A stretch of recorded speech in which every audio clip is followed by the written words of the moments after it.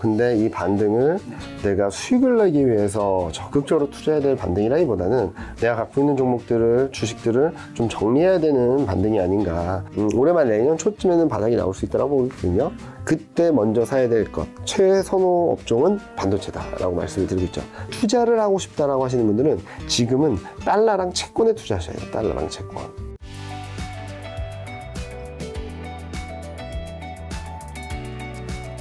최근 시장 흐름들이 너무나도 어지러운 것 같아요. 뭐 방향성에 대한 부분들도 명확하지 않은 상황에서 계속 등락만 반복하는 상황인데 이런 국면에서 어떻게 대응해야 될지, 그리고 좀 길게 봤을 때 어떤 기회가 올지 좀 이번 시간을 들어서 말씀을 드리고요. 좀 하나 예고를 드리면은 다음 시간에는 내년 2023년 다음 전망, 시간이면 여러분 11월 말합니다. 네, 11월. 아, 맞다. 11월에 내년 전망 2023년 전망을 통해서 지금까지 굉장히 힘들어졌던 분들이 내년에는 어떻게 대처해야 될지 좀 자세히 말씀드리도록 하겠습니다. 알겠습니다. 오늘 이제 방송 시작하기 전에 팀장님도 증시가 안 좋으면 이제 주시장, 어쨌든 증권사에 이제 그죠? 근무하고 계시니까 이게 사실 정신적 스트레스가 있을 거잖아요. 정신적 스트레스도 있고 회사 실적이 안 좋아지면 여러 가지 그전에 없었던 것들도 생기고 그런데 최근 들어서 점점 더 어려워지는 것 같아요. 그런 스트레스가 사실 우리 몸에 저는 다 발현된다고 생각하거든요. 임 팀장님이 이 컨디션,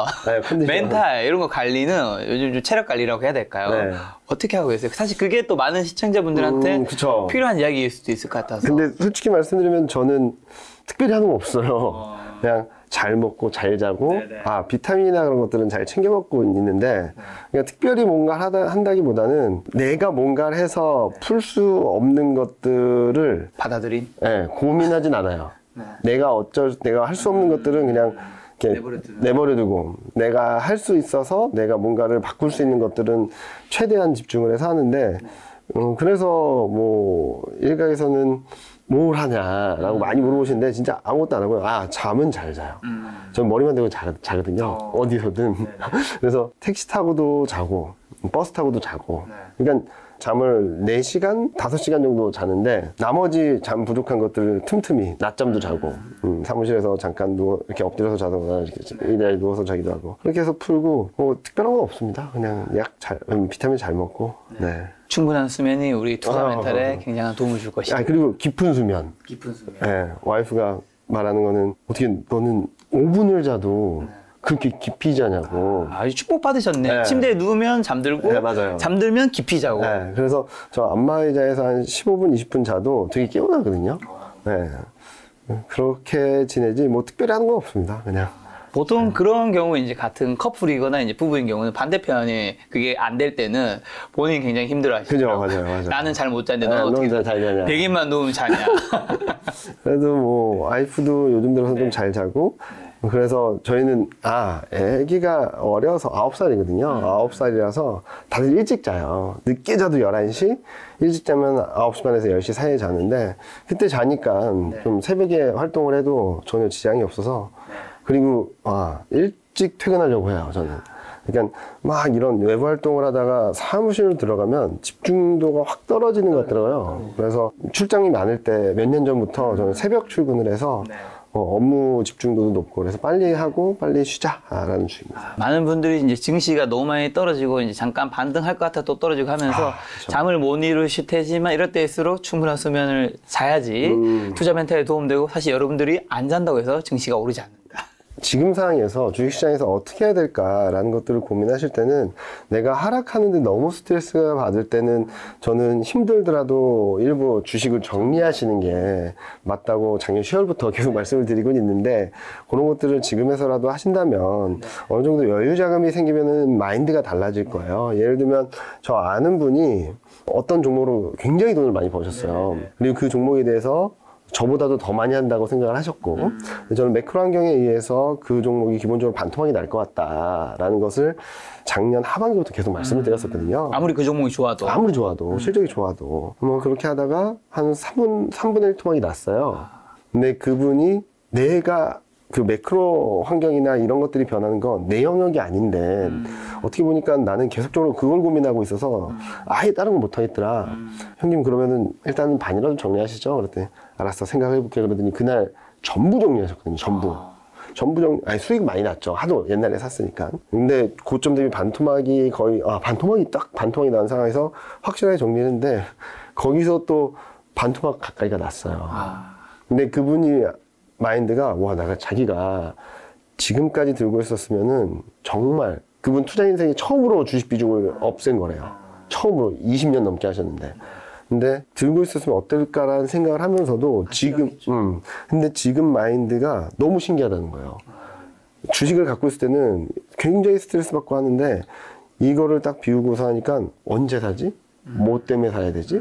이런 것들을 다시 처음부터 생각을 한다는 거죠. 되니까. 네, 그런 식으로 조금만 너무 힘드신 분들은 그렇게 정리를 하시는 게 조금 더 나은 방법일 수도 있다. 혹시 그 종목이 지금부터 올라간다 하더라도 종목은 많습니다. 더 좋은 종목 찾아서 투자를 하신다면 충분히 수익을 낼 수 있으니까요.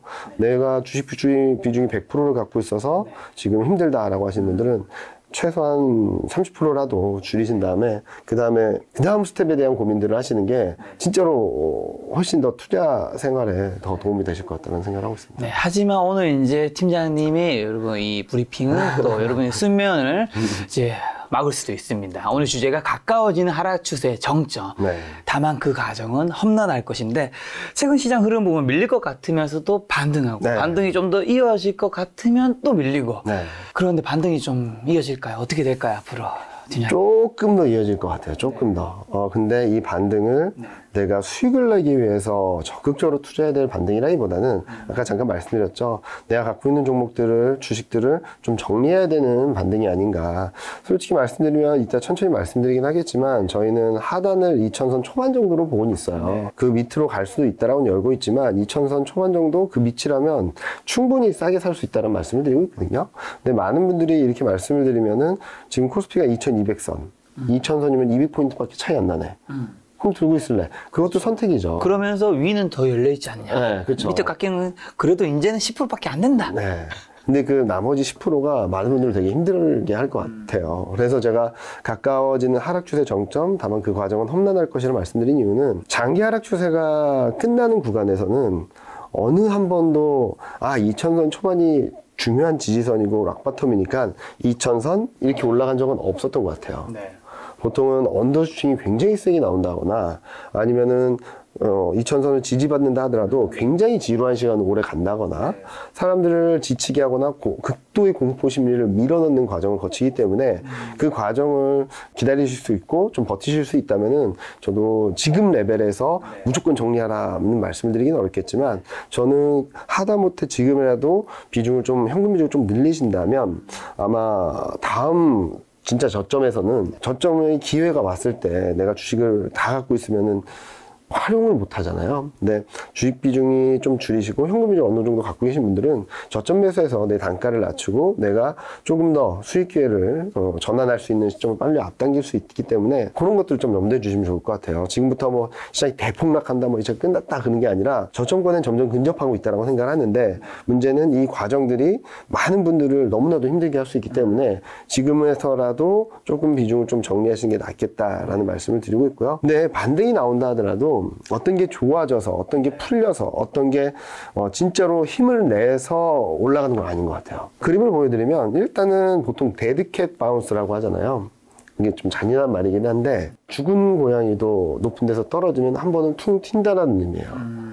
그러니까 추세적인 하락이 있다 하더라도 너무 갑자기 높은 데서 떨어지면 한 번은 올라갔다가 다시 이렇게 꺼진다는 의미거든요. 그래서 최근 반등을 하는 것들이 어떤 변화보다는 많이 떨어진 데 따른 연속적으로 하락한 데 따른 반등이라고 보고 있죠. 9월 말 기준으로 코스피가 7주 연속 하락을 했어요. 그래서 저도 10월 전망을 하면서 코스피 기본적으로 반등은 할 거다 무조건 그렇게 말씀드렸던 이유가 과거 1990년 8월 95년 12월 너무 먼 과거이긴 하지만 96년 6월, 2008년 7월 이 네 번의 경우에 7주 연속을 하락했거든요. 네 번만. 그리고 이번에 5번째고. 근데 과거 흐름들을 보시면 이렇게 떨어졌다 반등이 나오죠. 이런 반등이 지금 나오고 있다. 진행 중이다. 라고 보시는 게 맞을 것 같고요. 그런데 문제는 요 그림이죠. 반등이 나왔다가 쭉 올라가나요? 다시 전저점을 한 번씩 다 깹니다. 한 번씩. 그러니까 7주 연속 하락했다는 의미는 무슨 의미냐면 하락 추세가 더 견고해졌다, 단단해졌다. 플러스 단기적으로는 너무 오랫동안 떨어진 데 따른 반등이 가능하다. 근데 이 반등이 추세 반전이 아니라 반등했다 다시 한번 저점을 확인하는 과정을 거칠 거기 때문에 이때 잘 조심하자라는 시그널인 것 같아요. 지금 1980년대까지 7주 연속 하락한 건 이게 전부인 거고. 네네. 90년대 이후에 4번밖에 없어요. 이번 빼고. 4번밖에 없고 지금 5번째인데 5번째가 이례적으로 아닐 확률이 있겠지만 어쨌든 지금까지는 100% 그랬다. 네. 100% 그랬고 통계적으로. 지금 매크로 환경들을 감안해 봤을 때도 바닥을 확인하는 과정은 조금 더 남았다라고 생각하는 거죠. 그래서 평균 4번의 평균 추이를 이 주황색으로 그려드렸는데요. 보시면 좀 비슷하게 흘러가죠. 그래서 이번 주 아마 다음 주 초중반까지는 반등을 조금 더 이어갈 수는 있겠다. 근데 여기 보시는 것처럼 반등 폭은 크지 않을 것 같아요. 과거 흐름들을 보면 저점 대비 한 7% 정도 올랐는데 7%를 계산해 보면 2300선 정도가 되거든요. 그래서 지금 현재 시점에서 본다면 시장이 더 올라간다라기보다는 2200선 중반 후반 최근 보면은 10월 이후에 코스피 2250만 넘어서면 두드려 맞고 있어요, 지금 계속. 그러니까 2300에 대한 부담이 굉장히 남아있다는 의미기도 되거든요. 그래서 제가 요즘 들어서 말씀드리는 건 이익 전망이 너무 빨리 떨어지고 있기 때문에 2300을 넘어서는 시도는 나올 것 같은데 거기를 기대하고 기다리기보다는 2200선 중반 후반으로 들어가면 조금씩 비중을 줄이자. 그러다 2300이 넘어가면은 좀 주식 비중을 좀 많이 줄이자라는 말씀 많이 드리고 있죠. 자, 그런데 시장 이슈나 뉴스를 보면 호재인지 악재인지 좀 헷갈리는 경우들이 있는데 맞아요. 경제 지표가 안 좋다가 뭐 급반등하기도 하고 실업률 하락했다고 급락하기도 하고 어떤 이유에서 이런 흐름이 좀 나오는 걸까요? 그때 FOMC 발표 나고서도 뭐 떨어졌다가 오르기도 하고 CPI 나오선 폭락했다 막 급반등하고 막 난리도 아니죠. 약간 주가가 약간 사람 좀 조울증 같기도 하고 맞아요. 딱 맞아요. 그 표현이 정확한 것 같아요. 무슨 말이냐면 어떤 펀더멘탈 동력이나 그런 것들이 든든하게 받쳐준다면 이런 흐름이 나오진 않겠죠. 근데 심리가 왔다 갔다 하는 거에 따라서 시장이 등락을 보일 뿐이다 보니까 경제지표가 잘 나왔을 땐 보통은 올라가고 못 나오면 떨어져야 되는데 여기 그림 보시는 것처럼 이렇게 급반등이 나왔을 때는 ISM 제조업 지수나 고용률이 굉장히 안 좋았을 때 급반등이 나왔고요. 그러다가 실업률이 하락했다고 폭락이 나왔고요. CPI가 충격적으로 나왔다고 급락했다가 또 급반등 나왔고 인플레이션이 반등했다고 또 급락 나오고 뭐 진짜로 어떤 방향성을 잡기가 너무 어려워요. 그래서 약간 전문가분들이 해석하기 힘드실 것 같아. 이랬다가 그렇죠. 저랬다가. 근데 좀 클리어하게 보여주는 것 중에 하나는 채권금리예요.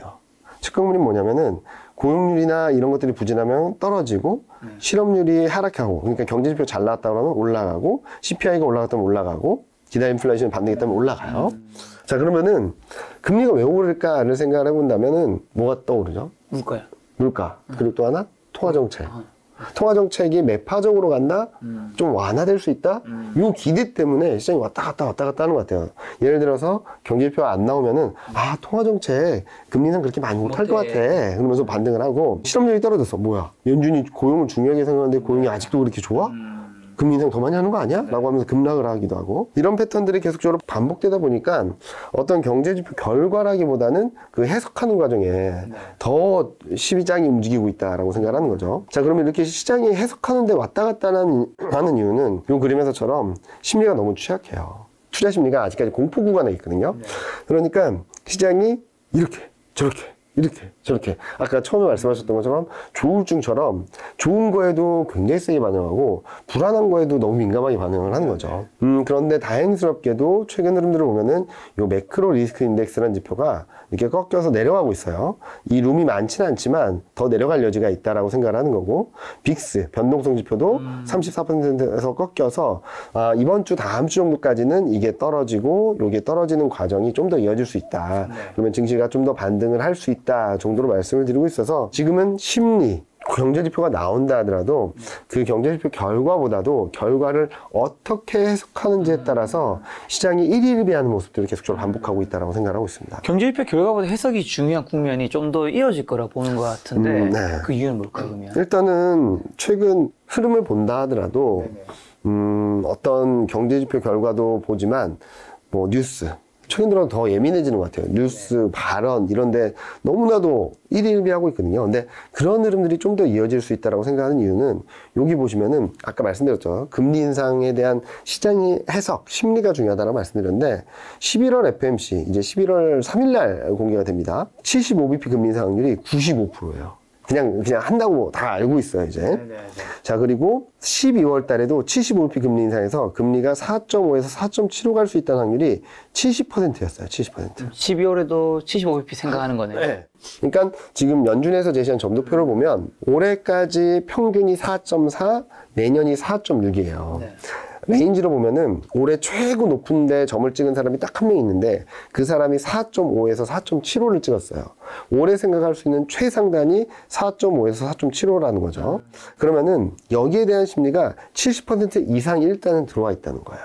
그러면은 이보다 더 높은 데를 가려면 5를 가야 돼요.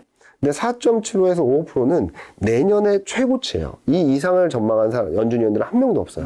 그럼 12월 FMC까지 일단은 4.5에서 4.75가 맥스, 최대치라고 볼 수 있는 거죠. 최대치를 시장을 어느 정도 인지를 하고 인식을 한 상황이에요. 그래서 지금은 여기서 더 금리 인상을 많이 할 거란 걱정이 들어온다 하더라도 시장이 더 민감하게 반응하지는 않을 것 같고, 여기서 조금만 금리 인상 덜 할 것 같은데? 라는 생각만 해도 시장이 굉장히 다이나믹하게 반응을 하겠죠. 그게 대표적인 케이스가 지난 주말, 그러니까 10월 21일 날 굉장히 중요한 변화가 있었어요.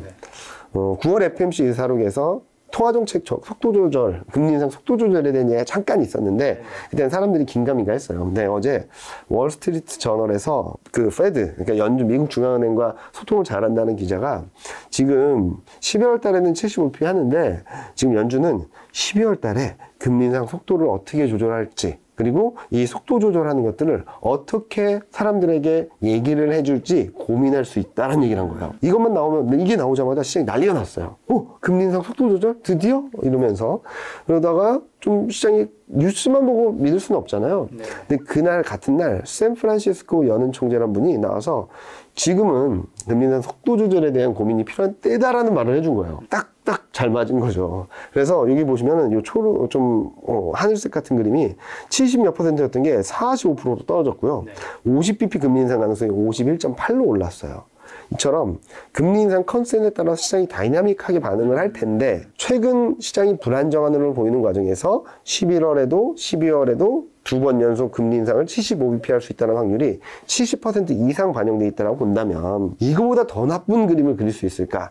라는 생각을 할 수 있는 거죠. 그리고 또 하나, 9월 말 10월 초에 엄청 난리가 났었죠. 영국 때문에. 네, 영국도 이제 어느 정도 수습을 했죠. 재무부 장관 해임하고 감사안을 철회를 하면서 시장을 좀 안정시키려는 모습을 보여주면서, 보시는 것처럼 이때 파운드가 대폭락했을 때가, 그때가 감사안을 발표했을 때예요. 어느 누구도 예상을 못했는데 감사안 띡 내놔가지고 난리가 났죠. 그리고 채권물이 대폭등을 하고, 왜? 감세를 했는데 이제 세수가 부족하잖아요. 네. 그럼 채권을 더 발행해야겠다. 그럼 채권 공급이 많아지면서 채권 가격이 폭락을 하고 금리는 오르는 거예요. 그런 그림들이 나오면서 시장이 대혼란을 겪었어요. 네. 그러니까 이제 영국에서 유동성도 푼다 그러고 여러 가지 조치를 취하다가 이제 결국에는 모든 걸 철회하고 있는 거죠. 자, 그리고 지난 주말에는 일본은행, 아직까지는 공식 발표는 안 됐는데 일본 금융당국에서 외환 시장에 개입하기 시작했어요. 최근 뉴스를 보면 엔달러 환율이 150달러를 넘어서면 일본 금융위기가 올 수 있다. 그리고 일본발 신흥아시아 금융위기가 올 수 있다는 막 뉴스들이 있었거든요. 그런데 지난 주말에 외환시장의 개입이 세게 들어오면서 151, 152 막 이렇게 올라가던 게 145까지 갔다가 막 반등했다가 또 개입이 들어왔어요. 그러니까 146 또 떨어지고 막 이렇게 등락을 보이고 있거든요. 이처럼 지금 굉장히 불안정한 환율 흐름들이, 그리고 외환시장 흐름들, 채권시장 흐름들이 나타나다 보니까 지금 영국, 일본, 중국도 투기 세력 근질러하겠다고 막 난리가 났거든요. 그러니까 각국 정부들이 조치를 취하고 있는 거죠. 한국도 이례적으로 일요일날 금융위에서 긴급회의를 하면서 유동성 공급을 결정을 했거든요. 이런 것들이 근본적인 해결은 아닐 거라고 보고는 있지만, 최근 너무나도 과격하게 움직였던 금융시장의 변동성들을 좀 제어해 줄 수 있는 변수가 된다. 그래서 보시면은 달러 인덱스가 일단은 좀 더 오르기보단 진정되는 모습들을 보여주는 것도 그런 그림의 맥락 중에 하나라고 생각을 하고 있고요. 재밌는 그림 중 하나가 요 회색 바 차트로 된 게 뭐냐면, 유로화에 투자하는, 그러니까 상업용 포지션이 있겠잖아요. 사업을 한다거나 이런 사람들이 해지를 하기 위한 수단이 아니라 진짜로 방향성의 베팅을 한다라고 추정이 되는 포지션을 보여드린 건데, 이게 위로 올라가면 매수입니다. 네. 유로화가 올라간다, 유로화가 강세로 간다는데 베팅을 하는 거예요. 내려가는 거는 유로화가 약세로 간다는데 베팅을 하는 거예요. 재밌는 그림은 유로화가 1달러를 깨고 내려갔을 때 순매수 전환이 됐어요. 이게 무슨 의미냐면, 최근 시장 변동성이 굉장히 컸고 외환 시장 변동성이 굉장히 컸는데 1달러 밑으로 깨고 내려나간 것은 이 시장 방향성에 배팅하는 사람들이 생각하는 것도 이건 좀 과도한데? 너무 많이 빠진 거 아니야? 라는 생각을 할 정도였다는 거거든요. 그래서 지금은 전반적으로 외환 시장의 변동성 좀 진정될 수 있는 여건들이 잠시 만들어지고 있다라고 생각할 수 있겠죠. 자, 말씀하신 변화들이 있다면 원달러 환율 좀 안정될 수 있는 건가요? 그죠. 아까 잠깐 보여드렸던 것처럼 달러 인덱스가 좀 슬로해지고 있다. 더 올라가기보다는 좀 안정되고 있다라고 말씀드렸는데 이 그림을 보여드릴게요. 이게 제가 10월 초에 작성한 자료인데 달러 인덱스는 109, 105포인트가 굉장히 중요한 지지선이고 원달러 환율 1390원, 1350원이 굉장히 중요한 지지선이거든요. 10월 중에 이게 110을 살짝 깼다가 반등을 하고 있죠. 원달러 환율도 1400을 깼다가 반등을 했죠. 근데 저는 이게 조금 더 떨어질 수 있다라고 생각을 하고 있어요. 그렇게 되면 뭐가 좋을 거냐? 뭐 다들 아시다시피 외국인 순매수가 들어오겠죠. 그래서 최근에도 외국인이 9월 29일 이후 지난주까지 10월 21일까지 15거래일 중에 14거래일 동안 순매수하고 있어요. 왜냐? 최근 달러 흐름, 유로화 흐름, 원화 흐름들이 좀 과도한 거 아니야? 라고 생각을 하면서 그리고 반도체 업종에 대한 야, 이 정도면 실적 많이 떨어진 거 아니야? 라는 생각이 들어오면서 좀 매수가 들어오고 있는데 이런 그림들이 있다면 좀 당분간 이런 것들이 좀 이어지게 된다면 코스피가 조금 더 반등을 이어갈 수 있는 여건은 남아있다라고 생각을 하고 있습니다. 근데 내년에 경기 침체 온다는 이야기 이제 진짜 더 많아졌잖아요. 내년 경제 위기 올 수 있다. 그러면서 이제 달러가 더 이제 쉽게 떨어지지 않을 것이다. 그리고 앞으로 긴축도 하니까 달러 더 많은 나라들이 찾을 것이고 한데 그러면서 이제 달러 가격이 뭐 더 올라갈 수도 있고 떨어지기 쉽지 않을 것이다는 얘기가 그렇죠. 떨어지기 쉽지 않고 이따 뒤에 좀 자세히 말씀드리겠지만 지금 말씀드리는 것은 10월 말, 11월 초, 길어봐야 11월 첫째 주 정도까지의 흐름이라고 보시면 그렇죠. 왜냐하면 매달 한 번씩 나오시니까요. 이 구간에 코스피가 2130까지 갔다, 뭐 2250 갔다, 2200 깼다가 2250 갔다, 2200 깼다가 2250 갔다 막 계속 그러고 있잖아요. 이 과정들이 조금 더 남아있을 수는 있는데 아까 보여드렸던 것처럼 7주 연속 하락한 이후 반등이 나왔다 다시 한번 꺾일 텐데 요 등락이 좀 더 남아있기 때문에 요 남아있는 등락을 여러분들은 적극적으로 대응하시기보다는 어떤 언론에서 나와서 좋다 해도 지금은 일단은 후퇴할 때다라는 생각을 하시는 게 좀 맞지 않나라는 생각을 하는 거고 그럼에도 불구하고 요 구간들이 어떤 이유로 오르는지 알아야 되는 거죠. 근데 지금까지 말씀드린 것들을 쭉 정리를 해보시면은 제가 경기가 좋아진다, 실적이 좋아진다는 말은 단 한마디도 안 했어요. 한 적 없죠. 심리, 컨센서스, 가격 변수의 변화, 정책 그러니까 지금까지 너무 안 좋았던 것들을 막으려는 정책들이 들어오면서 가격 변수가 변하고 조금은 반등할 여지가 있다라는 정도지 아까 정확히 표현해 주신 것처럼 경기도 안 좋아지고 마이너스 성장 불가피하고 지금보다 더 좋아질 수 있을까에 대한 고민보다는 지금보다 더 나빠지면 어떡하지에 대한 고민이 더 크잖아요, 솔직히. 증시가 올라가려면 지금보다 더 좋아질 거야 라는 기대가 있어야지 방향성이 위쪽으로라도 잡히는 거거든요. 근데 지금은 지금보다 더 안 좋아지면 어떡하지? 경기도, 실적도, 그리고 뭐 업황도 이런 걱정들이 아직까지 너무나도 큰 상황이라서 지금 방향성 자체는 큰 흐름들은 밑으로 계속적으로 내려가는데 많이 떨어진 데 따른 반등이 나왔다가 다시금 내려갈 수 있기 때문에 이 반등을 제가 만약에 2100선대 있다라고 하면은 뭐뭐 좀 잠깐이라도 사셔도 된다라고 할 텐데 지금 또 2250 왔다 갔다 하고 있잖아요. 그러면 올라가 봐야 50, 60포인트예요. 근데 요거를 먹으려고 노력하시고 막 집중하시기보다는 요 구간들을 좀 주식 비중을 좀 줄이는 현금 비중을 확대하는 그런 기회로 삼자라는 생각을 하고 있습니다. 자, 그리고 11월에는 드디어 미국 중간선거가 있죠. 중간선거 이후 1년 뒤에는 모두 증시가 상승했다는 뉴스 나오던데, 요런 또 이제 기사들이 많은 사람들이 투자 심리를 또 좋게 만들어줘서 증시에 힘이 될 것 같다는 생각도 들어요. 자, 그런데 저도 1년 뒤에는 지금 레벨보다 훨씬 더 높은 수준에 와 있을 것 같아요. 1년 뒤에는? 1년 뒤에는. 그렇게 위안이 안 되는데요. 그죠? 자, 말씀드려볼게요. 1년 뒤에 5% 상승을 한다고 해요. 10%, 15% 빠졌다가 올라가는 거면 이게 5% 올라간다라고 봐야 되나요? 저는 분명히 말씀드리는데 내년에는 러프하게나마 올해 고점 근처까지도 갈 수도 있다고 보고 있어요. 올해 고점이 어딘데요? 3천 너무 높구나. 2,000대 중반을 넘어설 수 있다고 생각해요. 2,600선대까지 볼 수 있다고 보고 있거든요. 좀 50이 나오면 방금 꽁트한 줄 알았습니다. 그래요? 그 2024년은 더 좋게 보고 있고. 근데 제가 지금 계속적으로 베어리시하게 말씀을 드린 이유는 1년 뒤에 좋아집니다 라고 하는 거는 2년 뒤에 좋아집니다, 3년 뒤에 좋아집니다 라고 말하는 거랑 비슷한 것 같아요. 그래서 저는 지금 현재 시점에서 1년 뒤에 좋아지는 그림은 나올 건데 어떻게 가는지가 중요하죠. 지금부터 올라가서 20%가 오를 건지, 지금부터 시장이 많이 힘들었다가 살아나면서 플러스 5%, 플러스 7%를 갈 건지, 지금 레벨의 기준 2200을 기준으로 했을 때 전 여기서 내년 연말에는 플러스 15%, 최대 20% 이상도 올라갈 수 있다고 봐요. 근데 이 밑에 룸도 10%, 15% 정도가 남았다라고 보고 있기 때문에 저는 이거를 피하면은 저점 대비로 보면은 40%가 될 수 있잖아요. 전 이거를 먹고 싶다라는 거죠. 그래서 지금 리스크 관리를 집중적으로 말씀을 드리는데, 그리고 많은 분들이 정치 이벤트에 되게 관심이 많으시잖아요. 근데 정치 이벤트가 시장의 방향성을 바꾼 적은 없어요. 예를 들어서 증시가 잘 가고 경기가 잘 가는데 누가 대통령이 땅 당선됐다 그래서 갑자기 경제가 망가지고 갑자기 증시가 망가지고 그러진 않거든요. 이런 건 있죠. 정책에 따라서 좋았던 경기가 좀 더 좋아진다거나 좋았던 경기가 좀 더 빠르게 이렇게 정점을 통과하는 경우는 있을 거예요. 반대로 나빴던 경기가 바닥을 빨리 잡거나 바닥을 늦게 잡는 경우는 있겠죠. 정책에 따라서. 대표적인 케이스가 트럼프죠.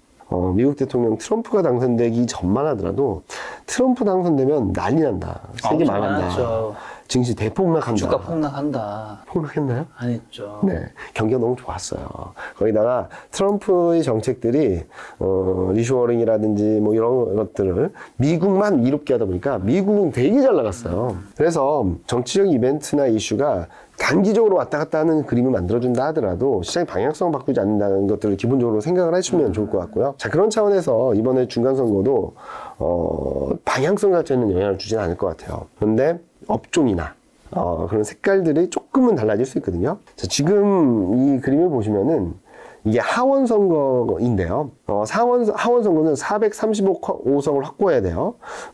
그 전쟁을 하고 있는데 435석 전체에서 공화당이 경합 지역을 민주당에 타 준다 하더라도 35개거든요. 이걸 타 준다고 하더라도 공화당이 우위를 보여요. 하원은 거의 공화당이 이기는 걸로 거의 기정사실화된 것 같아요. 자, 상원 선거가 관건이거든요. 자, 보시면은 7석이 왔다 갔다 하고 있어요. 근데 47대 46이에요. 누가 가져가는지에 따라서 그 다수당이 될 수 있고 못 되고 하는 거죠. 근데 지금 현재 전망치 기준으로 본다면 하원은 뭐 공화당, 상원은 민주당의 확률이 한 60, 70% 된다라는 전망이 많아요. 근데 제가 요즘 이걸 보면서 진짜로 상원을 민주당이 무조건 가져갈까라는 고민을 한 게 된 거죠. 막 요 그림이 바이든이에요. 바이든 지지율이에요. 쫙 올라갔다가 최근 꺾이고 있죠. 부정적인 지지율이 쭉 떨어졌다 요즘 반등하고 있죠. 요 그림 뭐냐면은 미국 정치적이든 뭐든 미국 국가의 방향성이 잘 가고 있냐. 요 까만색이 잘 가고 있다 비율, 빨간색이 못 가고 있다 비율이에요. 잘 움직이다가 최근 들어서 이렇게 팍 튀어버렸어요, 이게 팍 폭락을 하고. 물가 오르고 경기 안 좋아지고 하다 보니까 이런 변화가 있었고, 이런 변화 속에 눈에 띄는 부분은 공화당이 계속 지지율이 높다가 여기 뭐죠? 8월 달부터 지지율이 붙어버렸어요. 근데 통상적으로 선거 기간이 가까우면은 그 지지층이 결집하면서 이렇게 지지율이 막 움직이거든요. 근데 10월 달 들어서 공화당이 확 튀어버렸어요. 민주당이 확 주저앉고 둘 간의 격차가 지금은 굉장히 많이 벌어지고 있는 상황이거든요. 자, 그래서 지금 현재 시점에서 지지율이 결집하는데 공화당 쪽으로 좀 더 결집하게 된다면 상원도 장담할 수 없겠다. 상원, 하원이 엇갈리면, 그러니까 하원은 공화당, 상원은 민주당이 되면은 큰 변화는 없을 거예요. 서로 발목 잡기 한다 뭐 그런 건 있어서. 그런데 문제가 될 수 있는 거는 상원도 공화당, 하원도 공화당이면 미국은 한국이랑 좀 다르게 의회 권력이 굉장히 세거든요.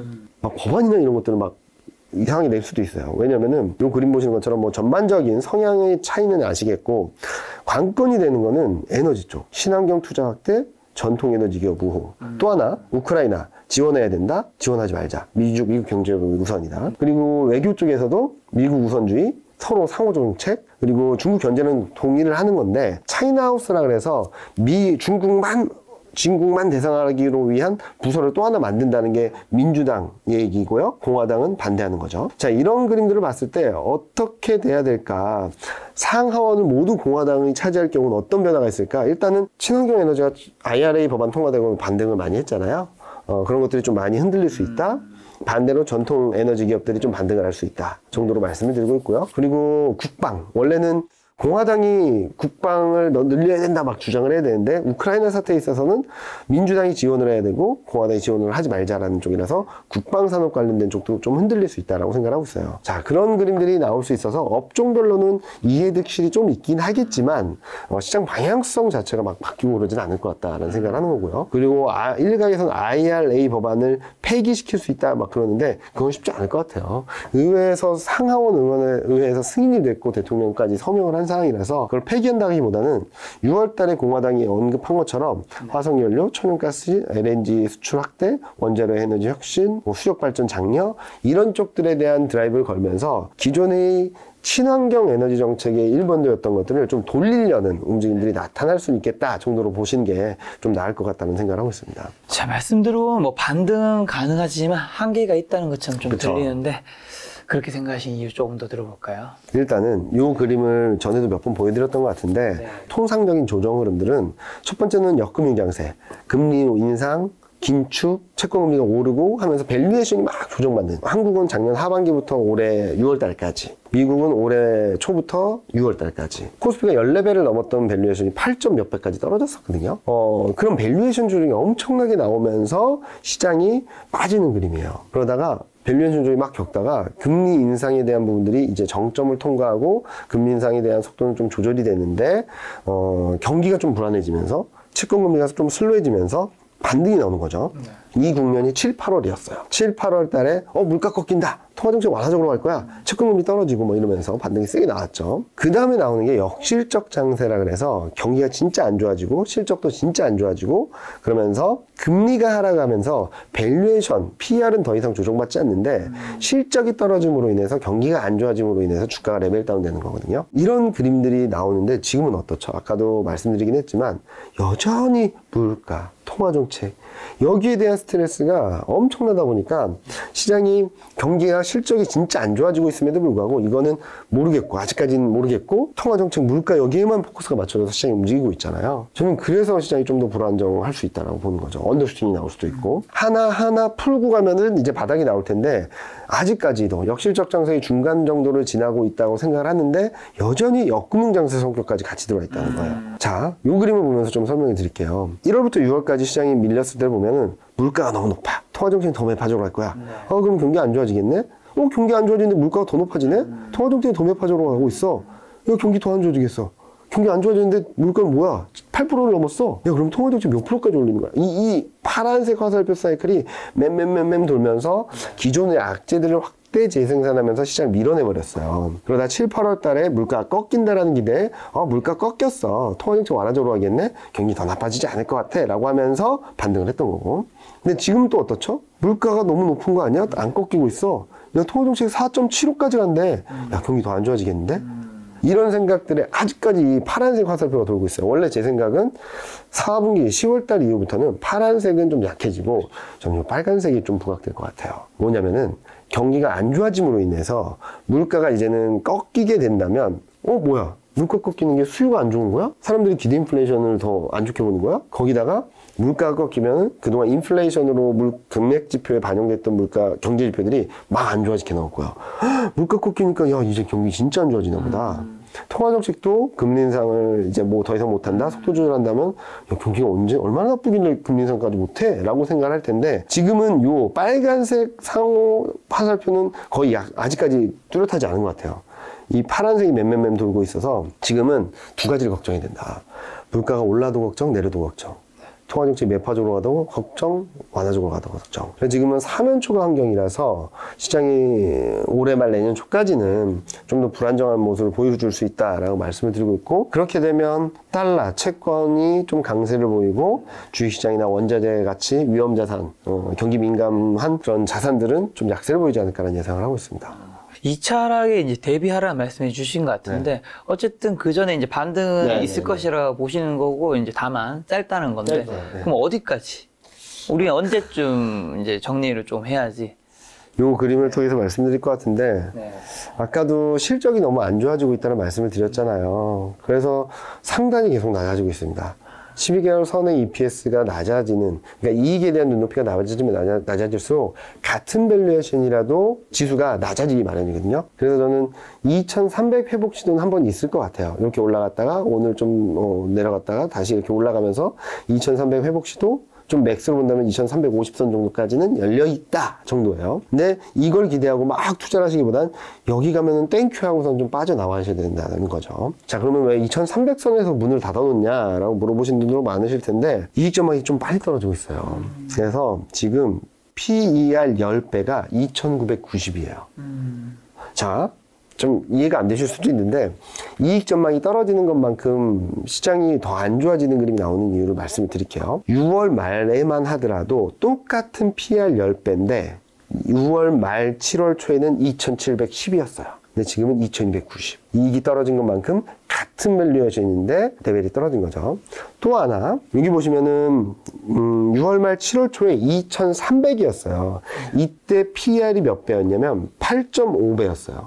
싸다! 9배 밑으로 떨어졌다. 8배 초반으로 간다. 이 정도면 너무 싼 거 아니냐라는 얘기로 반등을 할 수 있었어요.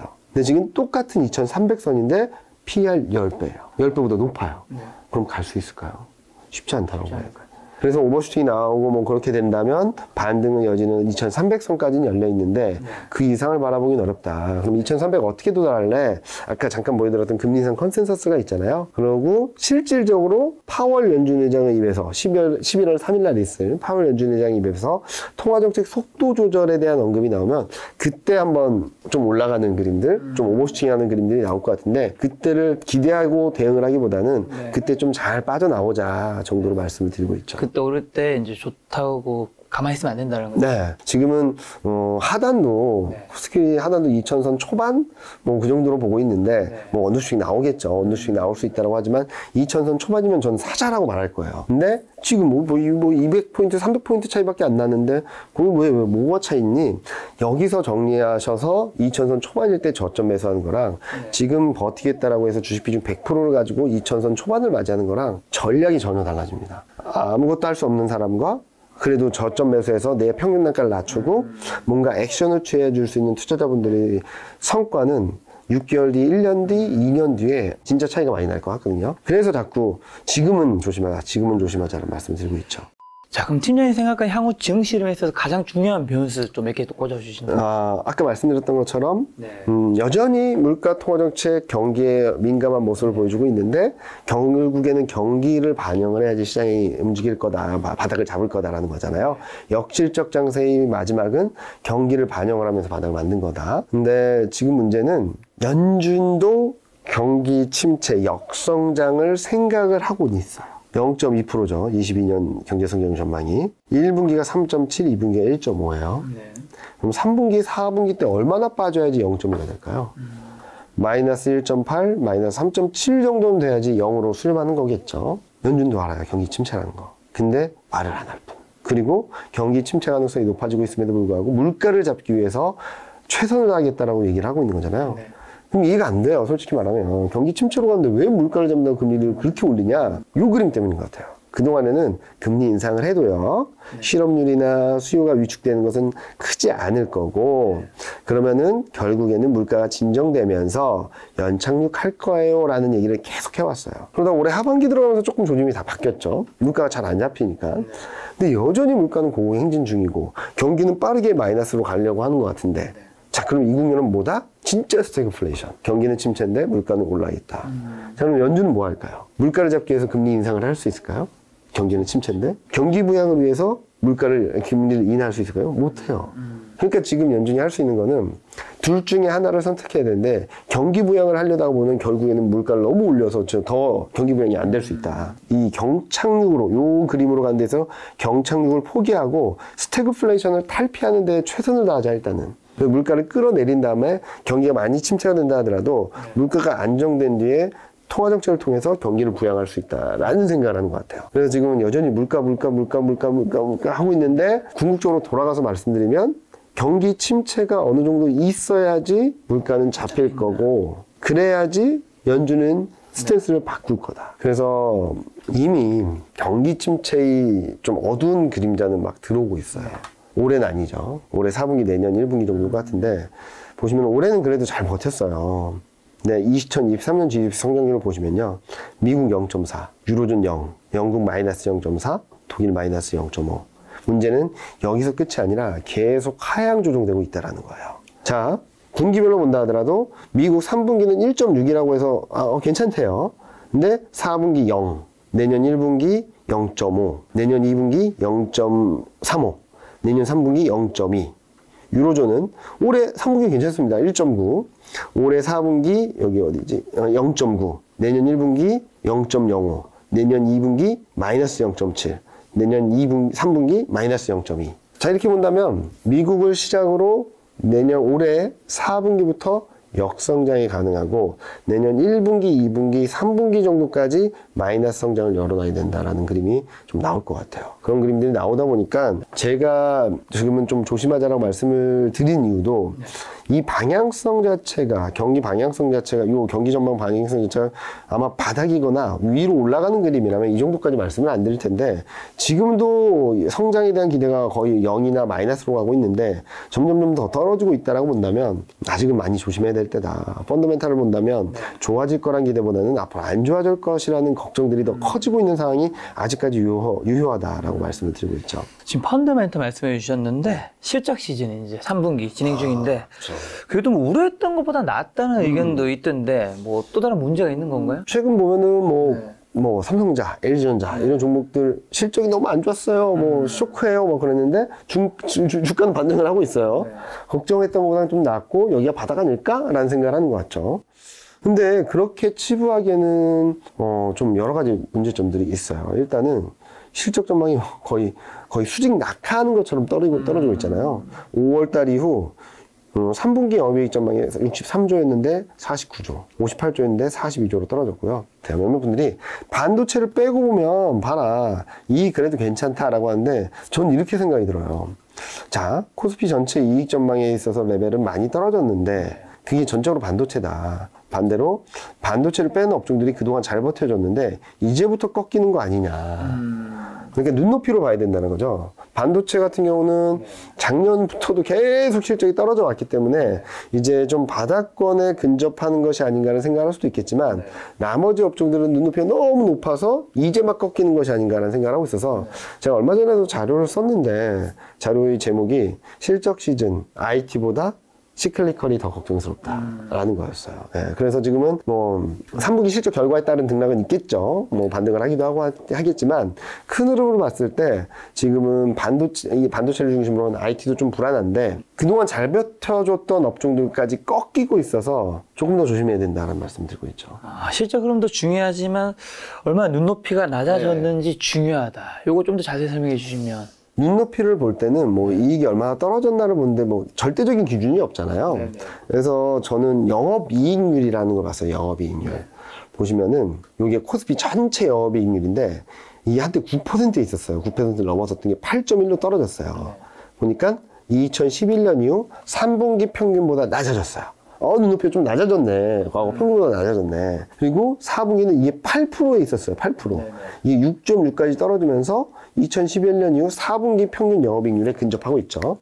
눈높이 많이 조정됐구나라고 생각을 할 수 있어요. 근데 이게 전적으로 반도체 때문이에요. 보시면은 반도체의 3분기 영업이익률은 15.6, 평균보다 17.1보다 많이 낮죠. 4분기가 11.2예요. 2019년 저점만큼 내려가요. 내년 1분기는 10.2. 2019년 업황이 너무나도 안 좋다라고 했을 때보다 낮아졌어요. 반도체에 대한 눈높이는 더더더 떨어지고 있어요. 그래서 저희 섹터 애널리스트가 얘기한 것도 저도 골짜기가 깊다라고 생각을 했는데 생각보다 더 깊을 수 있을 것 같아요. 근데 더 깊은 만큼 내년에 무조건 2024년에 무조건 좋아집니다라는 얘기를 하거든요. 여담으로 들려드리면 지금 반도체 실적이 안 좋아지는 것만 보시면은 그 다음 그림이 안 보여요. 근데 반도체 실적이 안 좋아짐으로 인해서 기업들마다 발표하는 게 뭐죠? 투자 축소, 설비 투자 줄이는 것들. 자, 그러면 설비 투자를 줄이면은 경기가 좋아졌을 때 공급이 부족해져요. 그렇죠. 그럼 반도체 업황은 좋아져요. 그런 그림들이 그려지고 있어서 뒤에 조금 말씀드리긴 하겠지만 저는 반도체 업종이 2023년 1분기를 지나면서 바닥을 잡고 올라가면서 시장보다 더 좋을 거라 보고 있고 코스피 상승을 좀 주도할 수 있다고 생각합니다. 반대로 반도체를 빼고 봤더니 6.7, 3분기 영업이익률이 6.7인데 평균만큼은 내려왔어요. 근데 4분기 영업이익률이 5.8, 평균보다 높아요. 눈높이 조정이 아직까지 많이 되지 않았다라는 얘기를 할 수 있는 부분이거든요. 그래서 지금 시점에서는 반도체도 좀 불안한데 나머지도 더 불안하다라는 얘기를 드리고 있는데, 이 그림 보시면 좀 이래서 그랬구나 라고 생각하실 수 있을 것 같아요. 자, 업종별 N-를 전월 대비 변화율, N-3은 3개월 전 대비 변화율이에요. 요거는 3분기, 요건 4분기예요. 보시면 철강, 에너지가 최근 한 달 동안 흐름을 보면 반도체보다 더 많이 떨어졌어요. 이익 전망이. 거기다가 화학, 인터넷보다 더 많이 떨어졌어요. 그리고 여기 보시면은 뭐 기계, 뭐 자동차도 잘 가다가 요즘 많이 꺾였죠.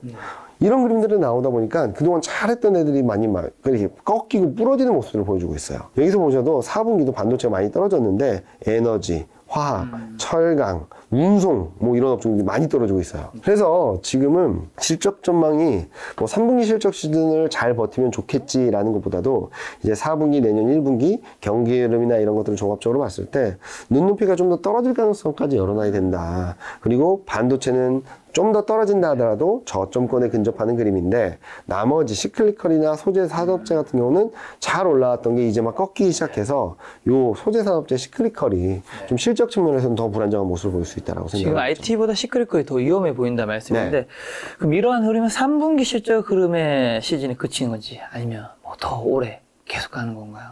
내년을 보면 더 위험해요. 내년에. 요 그림 보시면은 요 파란색이 22년 이익 전망이고요. 요 회색이 23년 이익 전망입니다. 자, 아까 보여드렸던 경제 성장률 전망과 이익 전망은 비슷한 것 같아요.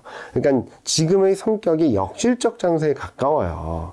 근데 시장은 이거를 일단은 외면하고 통화정책과 물가에만 포커스가 맞춰졌다라고 해서 더 위험하다고 말씀드린 건데, 보시면은 22년 이익 전망이 240조였던 게 214조로, 23년은 268조였던 게 220조로 떨어졌어요.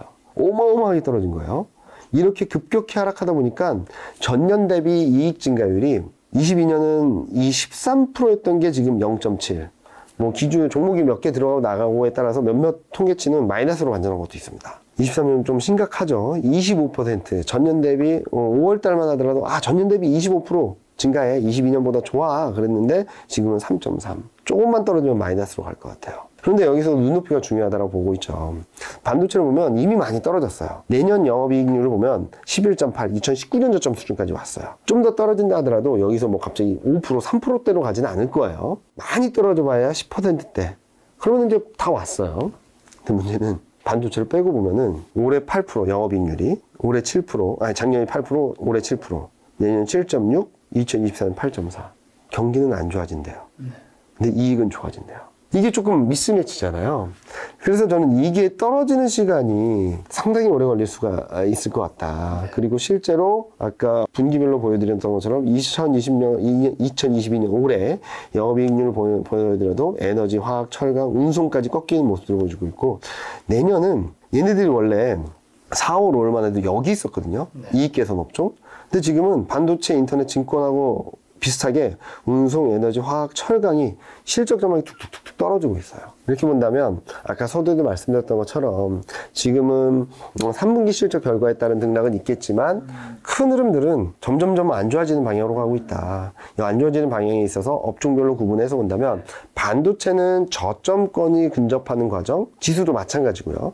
근데 시클리컬, 그동안 잘했던 업종들은 이제 막 꺾여서 흘러내리는 과정을 거칠 수 있기 때문에 저는 올해 말 내년 초쯤에는 바닥이 나올 수 있다고 보고 있거든요.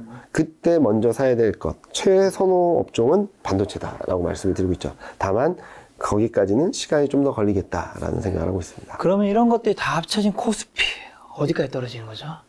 제가 자꾸 언더슈팅 말씀드리는 이유가 싼 구간은 2,000선 초반인 건 맞는 것 같아요. 근데 지금 이익 전망이 너무 많이 떨어져서 자, 제가 그동안에도 몇 번 말씀드렸던 레벨이에요. 3년 평균은 마이너스 2 표준 편차 수준인데, 보시면은 마이너스 표준 편차 수준에서 지지라고 보였고, 올해 7월에도 2,300선대를 언더슈팅 하긴 했지만 거기서 팍 튀었어요. 근데 이 같은 밸류에이션 레벨이 이익 전망이 너무 떨어지다 보니까 여기 와 있어요. 6월 말 7월 초에는 2,330에 있었던 게 지금 1,930까지 떨어졌어요. 이익 전망만 떨어졌기 때문에 밸류에이션은 조정하지 않았습니다.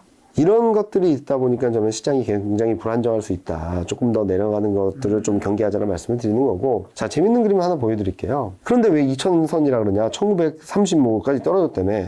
보시면 이익 전망이 급격히 하향 조정되다 보니까 코스피, 파란색이 코스피거든요.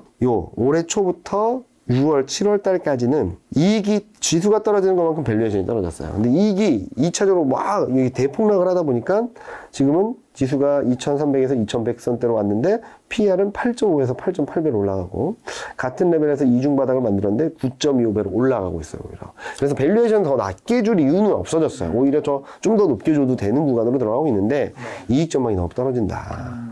그래서 이익 전망이 어디까지 떨어질까? 그래서 과거 위기 국면 때마다 얼마나 하향 조정됐는지 봤더니 러프하게 223 정도가 나옵니다. 그러면 223을 아까 말씀드렸던 9배 정도 수준에 반영을 해주면 2007포인트가 나와요. 그래서 뭐 원더슈이 나와서 이 정도 레벨로도 갈 수도 있다라고는 생각을 하는데 2000포인트면은 과거 위기 국면을 반영했을 때 이익과 밸류에이션 레벨적인 측면에서 충분히 매력적이다라는 말씀을 드린 거죠. 그런데 그럼에도 불구하고 몇백 포인트 차이 해가지고 아직은 조심하자라고 말씀드린 이유가 금융위기 때입니다. 요 위에 그림이. 사람 엄청 힘나게 힘들게 해요. 한 3분기 동안, 한 분기 동안 바닥을 올라갔다가 반등했다 올라갔다가 반등했다 이런 그림들. 또는 코스피 같은 경우는 8배, 뭐 9배, 8배가 굉장히 중요한 지지선이라는 말씀인데 이걸 다 깨고 1500까지 깨고서 갔던 흐름들이 나오기도 했었어요. 이런 언더슈팅 또는 바닥권에서 오래 머무는 시간들이 있을 수 있기 때문에 이 구간을 활용하기 위해서는 지금에서라도 제가 작년 10월부터 코스피가 3000선대 있을 때부터 좀 베어리시한 전망을 드려서 좀 많이 속상해 하시기도 했을 텐데 그래도 지금에서라도 좀 정리하는 게 요런 구간이 나왔을 때 언더슈팅이 나왔을 때 바닥에서 벅벅벅벅 길 때 이 구간들을 좀 슬그럽게 현명하게 대처할 수 있겠다라는 말씀을 드리고 있는 부분이죠. 자, 험난한 저점 통과 가자. 그럼 요건 좀 어떻게 이겨낼 수 있을까요, 우리? 지금 현재는 많은 분들이 물어보시죠. 그러면 방어주를 사야 되냐, 배당주를 사야 되냐 물어보시는데 방어주나 배당주는 펀드매니저 분들한테는 유용한 전략이에요. 주식 비중을 기본적으로 70%, 90% 갖고 계신 분들은 코스피가 떨어지는 것보다 덜 하락한다라는 것들을 채워놓음으로써 내 펀드가 그래도 좀 나았다라고 할 수 있겠죠. 근데 여러분들은 그럴 필요가 없잖아요. 그리고 배당주 같은 경우는 배당을 9%, 10% 준다고 하더라도 주가가 빠진다거나 근데 배당락을 맞아서 또 떨어진다고 한다면 10% 먹으려다가 시세, 주가로 마이너스 15%로 갈 수도 있어요. 그래서 좀 조심을 하시고 지금은 현금 비중을 좀 담아 놓으신다거나 아니면 뭐 CMA 같이 조금이라도 수익을 주는 쪽을 담아 놓으신다거나 아니면 투자를 하고 싶다라고 하시는 분들은 지금은 달러랑 채권에 투자하셔야 돼요. 달러랑 채권. 지금 달러 채권요? 네. 타이밍을 좀 말씀드리긴 할 텐데, 자, 왜 그러냐? 네. 그리고 많이 물어보시는 게, 그러면 금은 어떡하냐? 라고 하시는데, 네. 자, 글로벌 유동성들이 돈이 어디로 흘러가는지를 보여드릴게요. 요게 미국 ETF 쪽에서 자금이 들어가는 흐름인데, 채권으로 어마어마하게 들어가죠. 네. 특히 장기채로 엄청나게 들어가고 있습니다. 달러로만 돈이 계속 들어가고 있죠. 네. 반면에 주식에선 돈이 빠지고 금에서도 돈이 빠져요. 왜? 달러가 너무 세니까. 이런 그림들이 나타나고 있어서 저는 지금 올해 말 내년 초까지 시장이 좀 더 불안정할 수 있는데 약 3개월 정도? 좀 더 채권 같은 경우는 좀 더 길게 보면은 한 6개월 정도의 사이클을 통해서 채권과 달러를 사신다면 지금 레벨에서 수익을 좀 낼 수 있는 지수는 주식시장은 떨어지다 하더라도 얘네들은 플러스 수익을 갖다 줄 수 있는 그런 투자처가 되지 않을까 생각하고 있습니다. 근데 많은 분들이 영상을 보시면서 지금 달러가 1,440원인데 그쵸. 지금 달러 자산을 내가 가지라는 거는 그쵸. 상황상 아니지 않냐라는 질문 많이 하실 것 같은데 맞아요. 채권과 달러 좀 더 자세히 설명해 주신다면. 타이밍을 조금 말씀드릴게요. 네. 지금 채권 금리는 미국채 10년물 기준으로 4.3 왔다 갔다 하고 있잖아요. 저는 여기서 더 올라간다 하더라도 분할 매수하시면 될 것 같아요.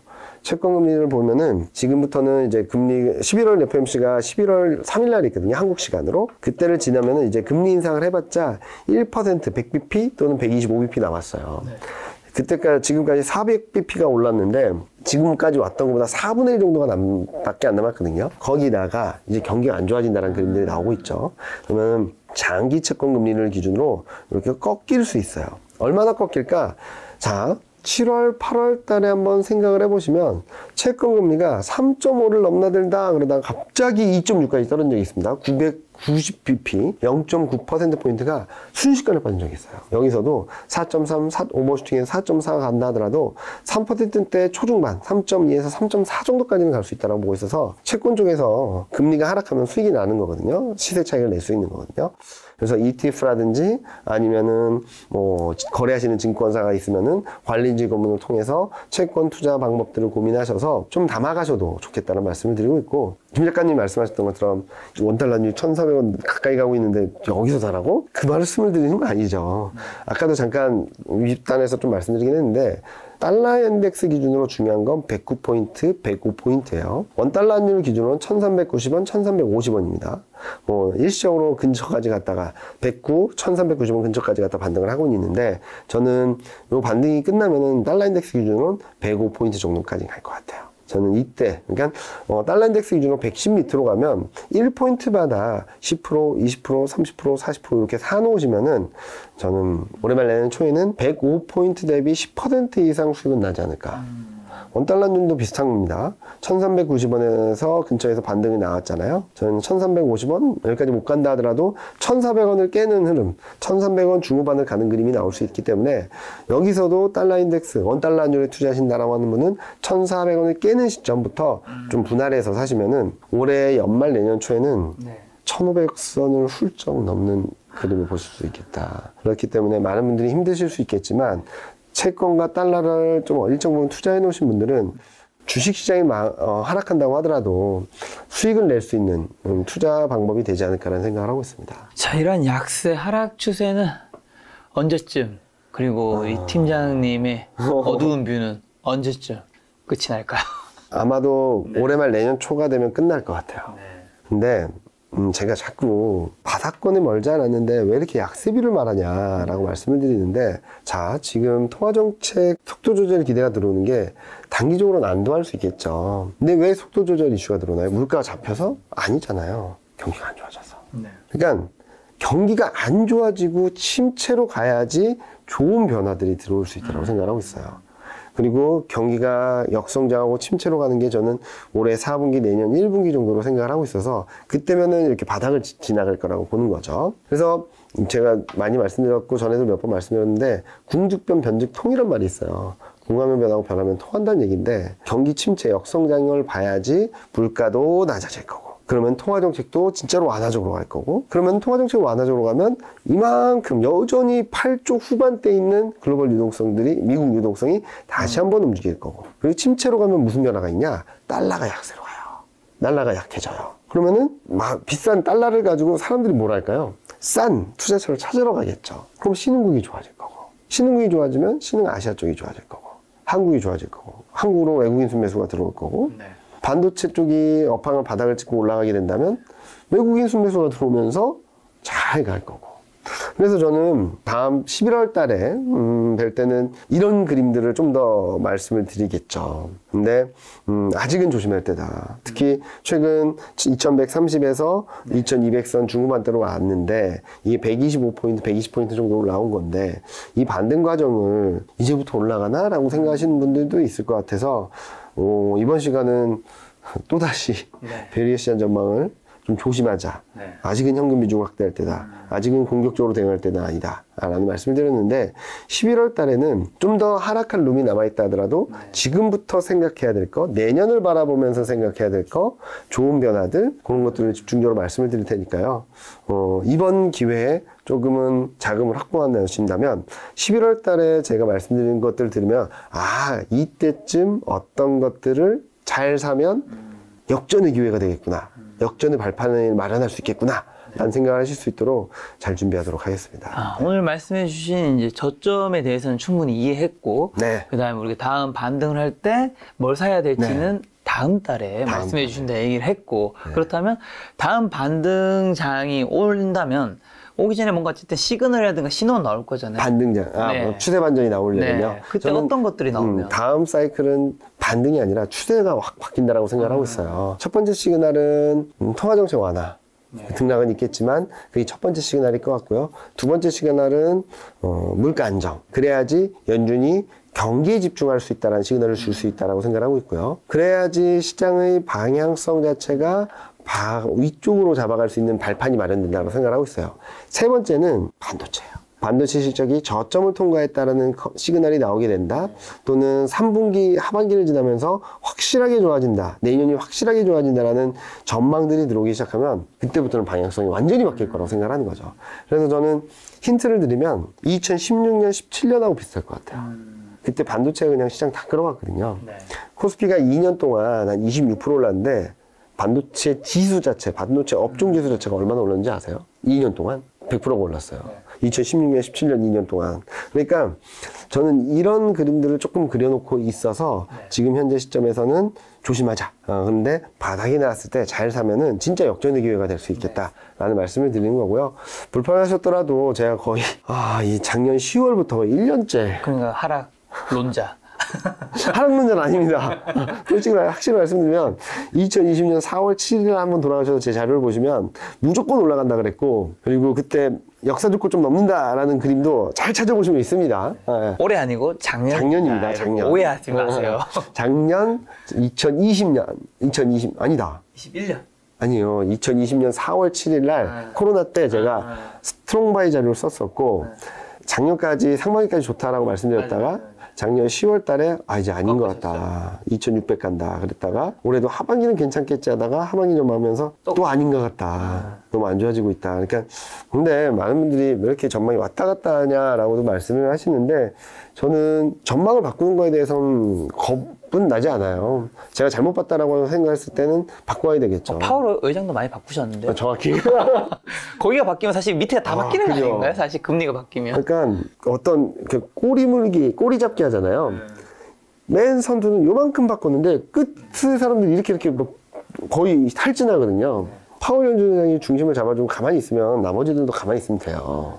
파월 연준장이 요만큼 변화하면은 여 끝에 있는 저 같은 사람들은 이렇게 가야 되거든요. 그래서 그런 변화들이 있어서 저도 거기에 최대한 빨리 대응을 한다고 했는데 조금 늦은 감도 있긴 했지만 그래도 제 생각, 가정 자체가 달라짐으로 인해서 뷰를 계속적으로 좀 최대한 빨리 정확하게 들려고 노력을 했었는데 그런 약세뷰도 이제 1년 지속되었던 약세뷰도 이제 몇 달 안 남았다. 앞으로 더 길게 갈 수 있는 강세뷰를 좀 보여드릴 수 있는 시점이 가까워지고 있어서 저는 아직까지는 조심하자라는 말씀을 드리고 있음에도 불구하고 조금은 끝이 조금씩 보이기 시작했다. 그런데 그 끝을 통과하는 데까지는 조금 험난할 수 있기 때문에 아직은 조심하자라는 말씀을 드리는 부분입니다. 네, 팀장님이 약세 뷰도 약세를 원한다기보다 여러분들의 그죠? 계좌가 조금은 덜 다치셨으면 하는 마음에 하는 얘기니까 뭐 그런 마음만 좀 잘 받아주셨으면 좋겠고요. 언젠가 강세로운 자로 돌아올 오늘 만남의 손님은 이경희 팀장님이었습니다. 지금까지 여러분 소중한 시간 함께 해주셔서 정말 감사합니다. 오늘도 김 작가였습니다. 고생 많으셨습니다. 네, 감사합니다.